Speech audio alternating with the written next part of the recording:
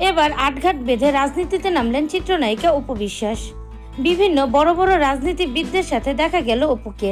বাংলাদেশের জনপ্রিয় প্রতিমন্ত্রী জুনায়েদ আহমেদ পলক, জনপ্রিয় প্রবীণ রাজনীতিবিদ বাহারুদ্দিন নাসিম ও নতুন প্রতিমন্ত্রী আরাফাত এবং নতুন এমপি নায়ক ফেরদৌসের সঙ্গে দেখা গেল চিত্রনায়িকা অপু বিশ্বাসকে। তারকাদের ভিড় ও রাজনীতিবিদদের সাথে কোথায় গিয়ে এত খাওয়া দাওয়া করছে অপু? প্রিয় ভিউয়ার্স, এসব জানতে ভিডিওটি না টেনে সম্পূর্ণ দেখতে থাকুন। ভারতের হাই কমিশনারের আমন্ত্রণে ৭৫তম রিপাবলিক ডে আয়োজন করা হয়। সেখানে অংশগ্রহণ করেন বাংলাদেশের জনপ্রিয় কিছু তারকা সহ বাংলাদেশের মন্ত্রী, প্রতিমন্ত্রী, সচিব সহ প্রশাসনের বিভিন্ন কর্মকর্তারাও এখানে আমন্ত্রিত হয়।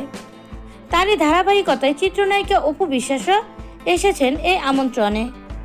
অপু বিশ্বাসকে বিভিন্ন রাজনীতিবিদদের সাথে ছবিও তুলতে দেখা গেল।